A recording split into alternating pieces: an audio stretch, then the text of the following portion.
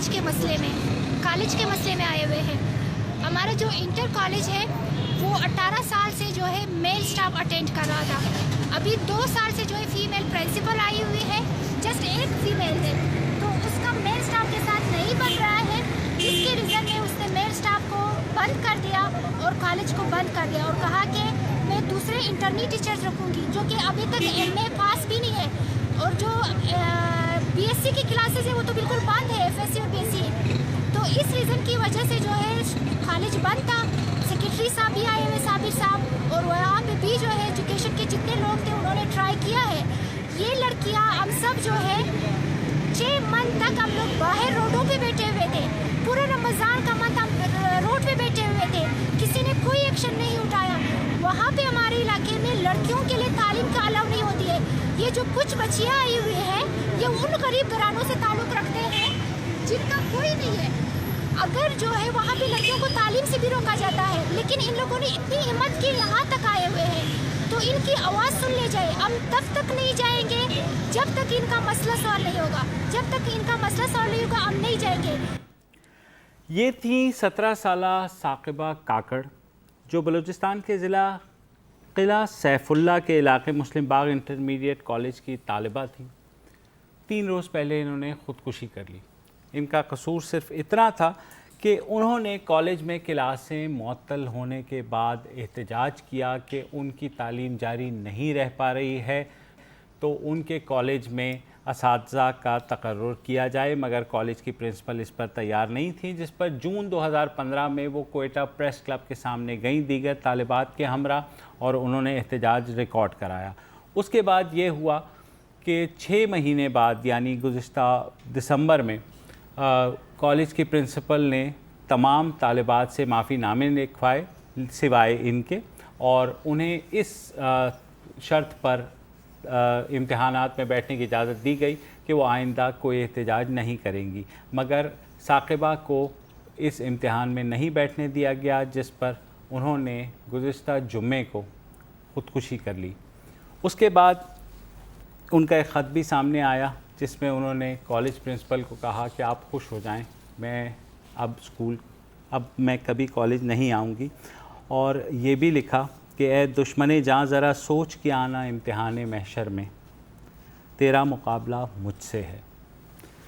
دعوے ہم کرتے ہیں کہ ہم نے دشمن کے بچوں کو بھی پڑھانا ہے, اور اپنے بچوں کا یہ حال ہے کہ ایک ایسی طالبہ جو کہ پڑھنا چاہ رہی تھی اور وہ نہ پڑھ پائی, اور جو بھی انتہائی قدم اس کے ساتھ ساتھ مبشر آپ یہ بھی دیکھیں جو ڈان اخبار میں جو خبر چایا ہوئی ہے اس کے بارے میں کہ احتجاج ہو رہا تھا. کلاسز کیوں کینسل ہوئی تھی؟ کلاسز معطل اس لیے ہوئی تھی کہ کوئی فیمیل ٹیچرز بقول پرنسپل کہ کوئی فیمیل ٹیچرز نہیں ہیں.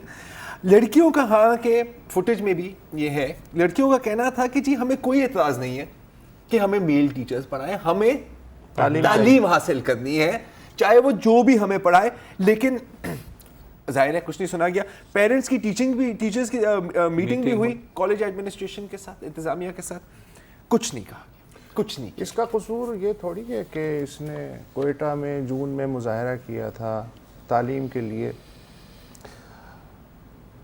اس کا قصور یہ ہے کہ باقی طالبات جنہوں نے مظاہرہ کیا تھا انہوں نے معافی نامہ لکھ کے اپنا تعلیمی مستقبل بچا لیا.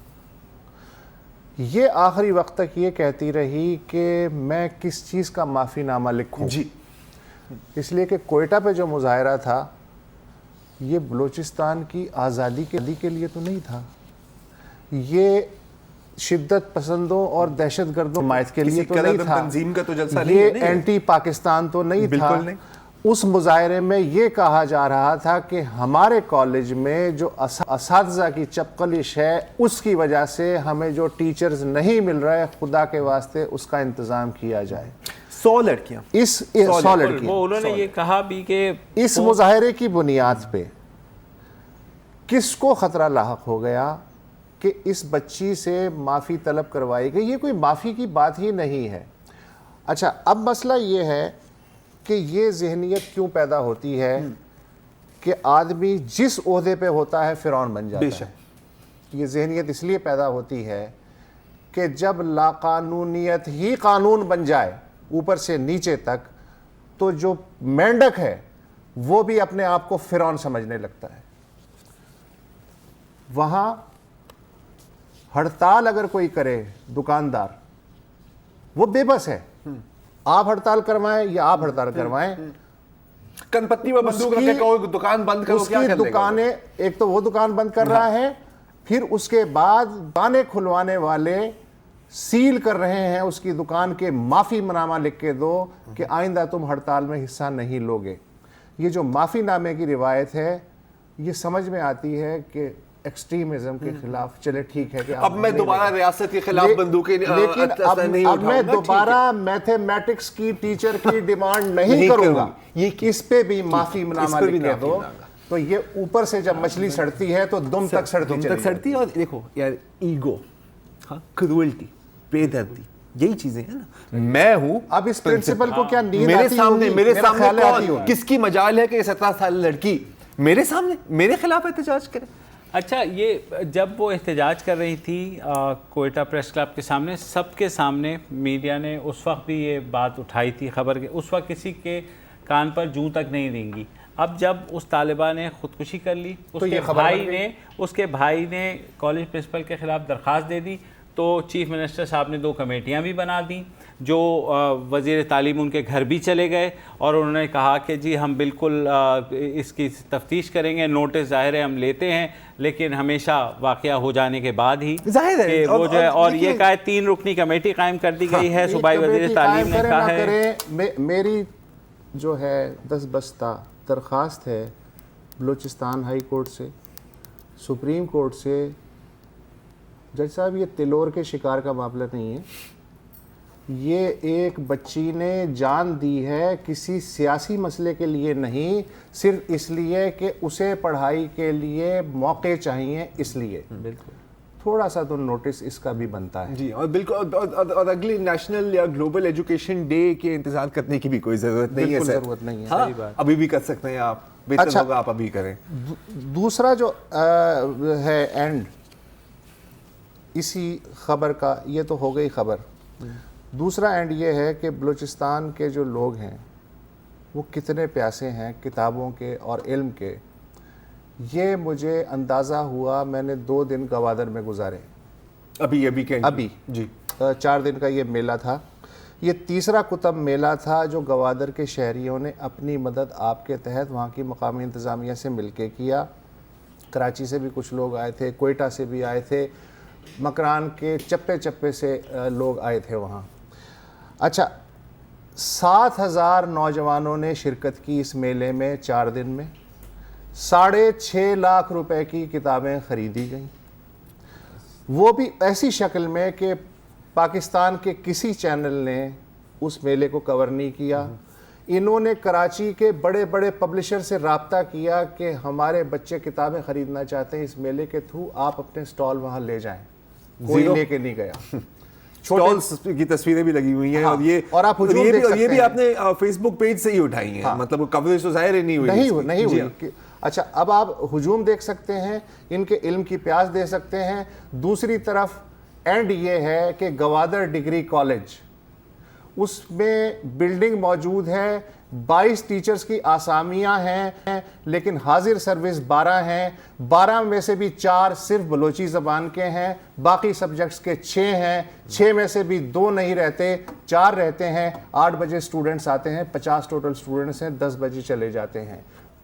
یہ ناظرین کے, کیونکہ ظاہر شہر میں رہنے والے ناظرین جو ہیں وہ اگر سمجھانا چاہوں, بلوچستان میں گزشتہ 2 سال میں پاکستان میں جس جگہ سے سب سے زیادہ انٹرنیٹ پہ تعلیم کے بارے میں سرچز ہوئی ہیں وہ صوبہ بلوچستان ہے.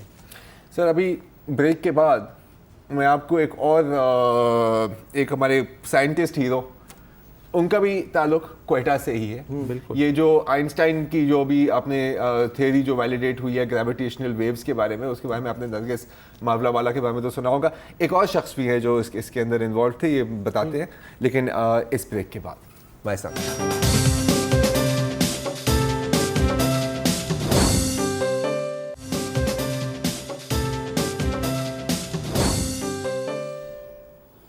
Welcome back.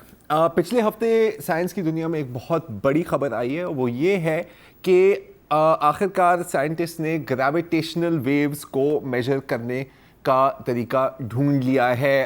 گریویٹیشنل ویوز کیا ہیں؟ کشش ثقل کی لہریں. میں کہ نہ یہ کہہ سکتا ہوں اور نہ میں اس کو سمجھا سکتا ہوں. یہ البرٹ آئنسٹائن کی تھیوری تھی. آپ لوگوں کے لیے ترجمے کا کام کروں گا جب پلیز. ہاں تھینک یو ویری مچ. آپ سمجھا سکتے ہیں گریویٹیشنل ویوز؟ نہیں, آپ بولتے چاہیں. چلیں تو اینی وے البرٹ آئنسٹائن کی ایک تھیوری تھی, میرے خیال ہے 1940s 1950s میں پہلے انہیں تعینات کی تھی, theory of relativity. Any way point یہ نہیں ہے کہ یہ ایک سائنٹیفک ڈسکوری ہوئی ہے, حالانکہ یہ بہت اہم ہے. پوائنٹ ہے کہ اس میں صرف ایک نہیں بلکہ 2 پاکستانیوں کی بھی کنٹریبیوشن تھی. آپ نے ایسٹرو فزسسٹ نرگس ماول والا کے بارے میں تو سنا ہوگا, ہم ان کے بارے میں بھی بات کریں گے, لیکن شاید آپ کو یہ نہیں پتا کہ اس میں ایک اور پاکستانی, اس کی جو ابتدائی ریسرچ تھی اس میں ایک اور پاکستانی بھی انوالو تھے, اور وہ ہیں یہ عمران خان صاحب. عمران خان صاحب کوئٹہ کے ہیں, پچھلے سیگمنٹ میں بھی ہم آپ کو بتا رہے تھے.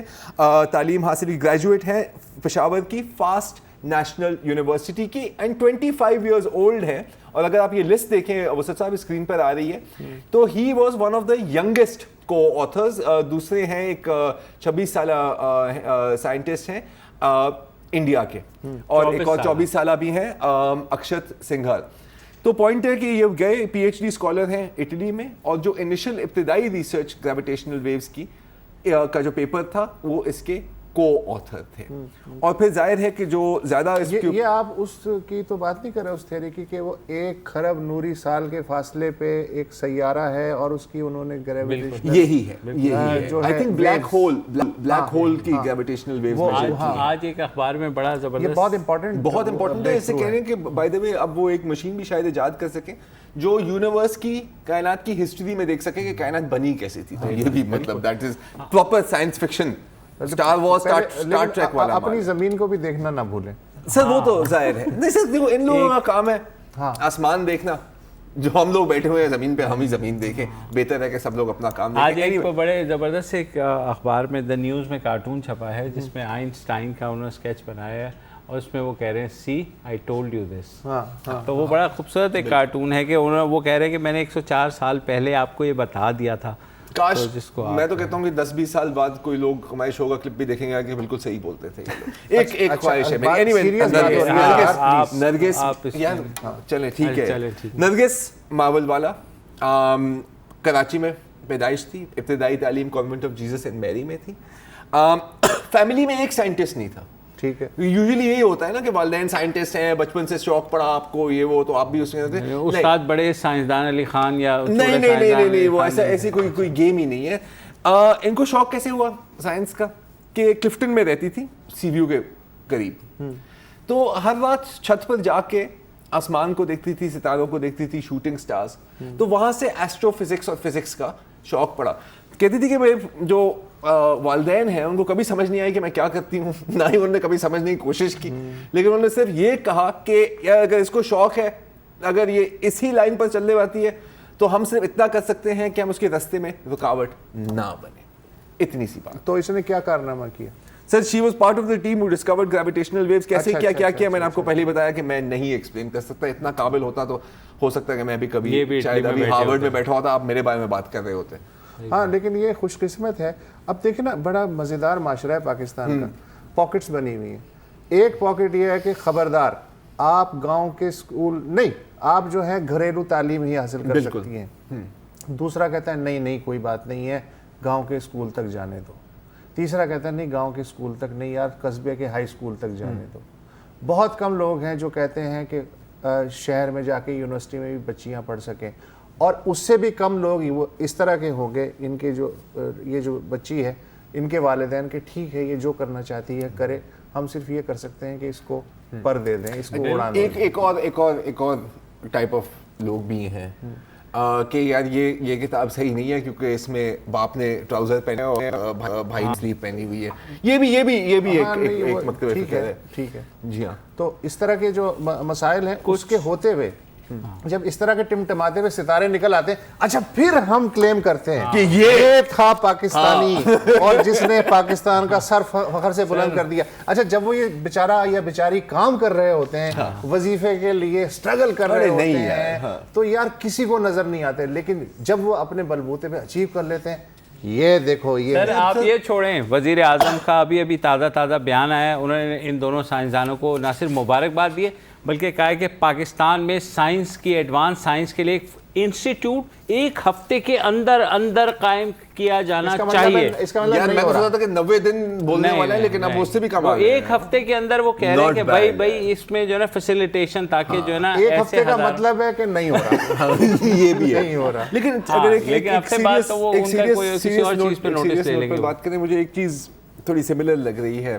نرگس عمران خان کی اچیومنٹ میں, اور جو ہم پہلے بات کر رہے تھے ثاقبہ کاکڑ کے بارے میں, ٹھیک ہے, کہ اگر اسٹرگل یا تو اسٹرگل ٹریجڈی میں اینڈ ہو یا تو سکسیس میں اینڈ ہو, ہاں ہم اسی وقت دیکھیں گے نا, ظاہر ہے, اور ہمارے علم تک بھی اسی وقت ہی پہنچے گی. قسمت کا اور موقع کا پتہ جس کو جو مل جائے.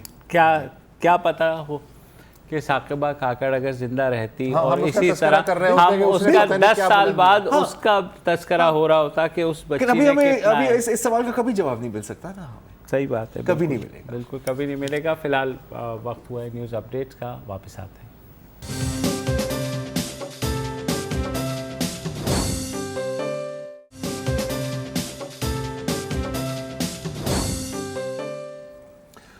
Welcome back. سرحد پار تھوڑی دیر کے لیے چلتے ہیں. نئی دہلی میں ایک یونیورسٹی ہے, جواہر لال نہرو یونیورسٹی, بین الاقوامی شہرت یافتہ یونیورسٹی ہے, آپ نے ضرور نام سنا ہوگا. آج کل وہاں بہت کشیدگی ہے, یونیورسٹی بند پڑی ہے. وجہ یہ ہے کہ جمعرات کو انڈین پارلیمنٹ 2001 میں جس انڈین پارلیمنٹ پہ حملہ ہوا تھا, اس کے ایک ملزم افضل گرو کو 2013 میں پھانسی دے دی گئی تھی. تو اس کی برسی کے موقع پہ جواہر لال نہرو یونیورسٹی میں ایک مظاہرہ ہوا, جس کی قیادت یونین کے صدر کنہیا کمار نے کی. نیچرلی انہیں حراست میں لے لیا گیا, ان پہ غداری کا مقدمہ قائم ہوا. اس کے بعد ایک ڈیبیٹ انیشیٹ ہو گئی کہ کیا افضل گرو, جس وقت اس کو سزائے موت ہوئی تھی اس وقت بھی یہ ڈیبیٹیبل پوائنٹ تھا کہ کیا اس کو ٹھیک سزا ملی ہے یا نہیں, کیونکہ سپریم کورٹ نے اپنے فیصلے میں یہ لکھ دیا تھا کہ ہم یہ سزا اس لیے دے رہے ہیں to satisfy the collective conscious of the society. یعنی یہ سب سے بڑا ثبوت تھا افضل گرو کے خلاف, یعنی سماج کا ضمیر مطمئن کرنے کے لیے ہم یہ سزا دے رہے ہیں. قانون تو چھوڑو نا, یہ ضمیر کا فیصلہ ہے, یہ سب سے بڑا قانونی جواز تھا. بالکل. تو ظاہر ہے کہ ایک متنازع بن گیا. تو اب انہوں نے جو بچے ہیں, بچیاں یونیورسٹی کے, انہوں نے مظاہرہ کیا اپنے صدر کی حمایت کے ساتھ. تو ظاہر ہے کہ حکومت حرکت میں آ گئی, قوم پرستی, حب الوطنی سب خطرے میں پڑ گئی ہے. اب صورتحال یہ ہے کہ 40 کے لگ بھگ جو بھارتی یونیورسٹیاں ہیں, وہاں اظہار یکجہتی کے مظاہرے ہو رہے ہیں. اور آج ہی انہیں غداری کے جرم میں جب عدالت میں پیش کیا گیا کنہیا کمار صاحب کو, تو وکلا کے روپ میں کچھ لوگوں نے ان پہ حملہ بھی کیا. ان پر بھی حملہ کیا, اور باقاعدہ این ڈی ٹی وی اور جو کچھ اور انڈین میڈیا پرسنل بھی وہاں پر موجود تھے. تو ان سے پوچھا بھی گیا کہ آپ یہاں سے, ان کو کہا گیا آپ یہاں سے نکلیں. کہنے لگے یار میں رپورٹر ہوں, رپورٹ کرنے آئے. اور پھر اس کے ان کے کہنے کے بعد پھر ان پر بھی حملہ کیا گیا. لیکن اس کا تھوڑا بیک گراؤنڈ بتائیں کہ یہ نہیں, لیکن پتہ یہ میں یہ بتانے والا تھا کہ جو بھی انڈین حکومت ابھی ایکشن لے رہی ہے میری نظر میں 100% صحیح ہے, کیونکہ اس پوری مہم کے پیچھے, اور یہ کیا نام تھا یہ یونین لیڈر کا, کنہیا کمار کے پیچھے کون ہے یہ آپ کو پتا ہے؟ نہیں پتا آپ کو؟ غیر ملکی طاقت. سر غیر ملکی طاقت میں آپ کو اسپیسیفائی کر کے بتا دیتا ہوں. بھارت کے جو وزیر داخلہ ہیں راجناتھ سنگھ, وہ طے تک پہنچ گئے ہیں. انہوں نے کیا کہا اس کے بارے میں ذرا سنتے ہیں, سنائیے جی کہ سنگھ صاحب کیا کہہ رہے ہیں. دینا چاہتا ہوں کہ جے کی جو گھٹنا ہوئی ہے اسے لشکر طیبہ کے چیف حافظ سعید کا بھی سمرتھن پراپت ہے. دیش کو اس حقیقت کو بھی سمجھنا چاہیے. جی ہاں, حافظ سعید پھر تو صحیح سٹیپ لیا ہے نا. اچھا مزید پروف بھی ہے. ایک ٹویٹ آئی تھی ایک اکاؤنٹ سے, اکاؤنٹ کا نام ہے حفیظ سعید JUD, उस ट्वीट के बुनियाद पर हाफिज सईद JUD नहीं, हफीज सईद सर, नॉट हाफिज सईद, वो अलग है। हफीज सईद ट्वीट तो दिखाएं। इसकी बुनियाद पर सिंह साहब ने ये स्टेटमेंट दी, और उसकी बुनियाद पर अगर आप देख रहे हैं ये दिल्ली पुलिस के ने एक वार्निंग भी इशू की कि जी ये sensitive student community in JNU उनको बताने के लिए है कि आप इस ट्वीट को शेयर ना करें, नहीं तो आपके खिलाफ भी एक्शन लिया जा सकता है। तो इसमें आपको क्या रिजर्वेशन है, आपत्ति है, क्या है? सर रिजर्वेशन मुझे नहीं है, रिजर्वेशन जो इंडिया के बाकी सिक्योरिटी एनालिस्ट और जो सोशल मीडिया एक्सपर्ट्स हैं उनको है, और वो कह रहे हैं कि जी जिस ट्वीट अकाउंट से ये ट्वीट आई है, हफीज सईद नॉट हाफिज सईद JUD, ये अकाउंट ही फेक है यार, और ये काफी सालों से सबको पता है कि ये अकाउंट फेक है, और अब इस ट्वीट के बाद वो अकाउंट सस्पेंड भी हो गया है। तो मतलब कि भारत के वजीर दाखिला ने अपनी पूरी जो इल्ज़ाम अभी जो गद्दारी का लगाया है लिटरली स्टूडेंट्स पर, उसकी बेसिस एक फेक ट्विटर अकाउंट। नहीं ये आप पता है, आप लाइटली ले रहे हैं कन्हैया कुमार के इशू को। हाफिज सईद बीच में आए ना आए, गद्दारी तो गद्दारी है। गद्दारी तो गद्दारी है, लेकिन ये भी डबल गद्दारी है।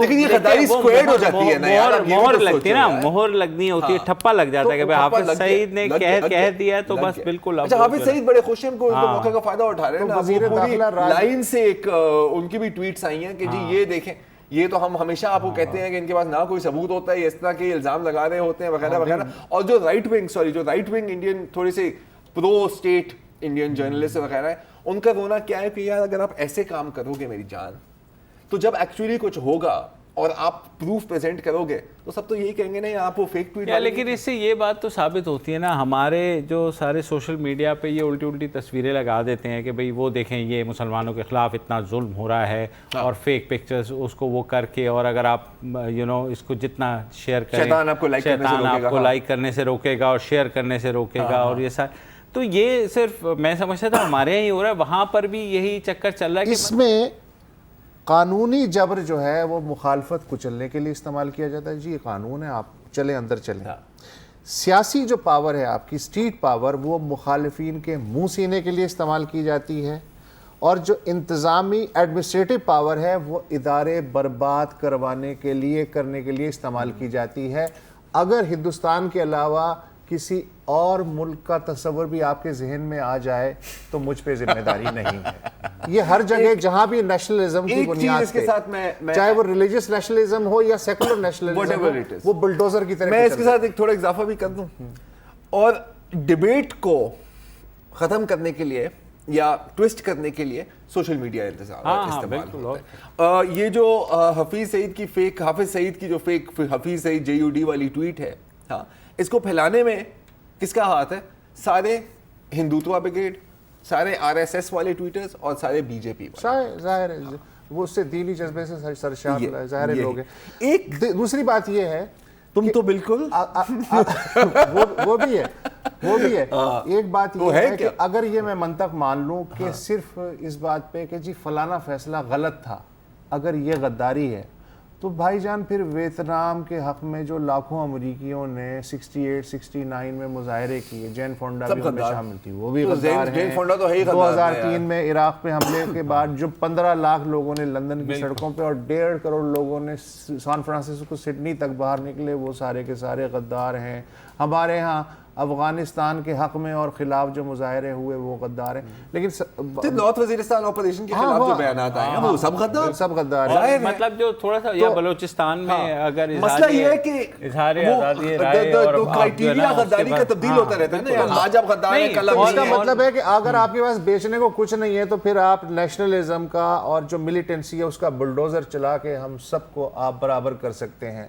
तो इस मामले में बराबर किया जा रहा है। इस मामले में हम में और किसी और में या उनमें और हम में क्या फ़र्क है? वो मुझे फहमीदा रियाज की वही जो है नज़्म याद आ रही है, उसकी एक झलक सुन लीजिए एक बार फिर। तुम बिल्कुल हम जैसे निकले, अब तक कहाँ छुपे थे भाई, वो मूर्खता वो घामड़पन जिसमें हमने सदी गंवाई, आखिर पहुंची द्वार तुम्हारे, अरे बधाई बहुत बधाई।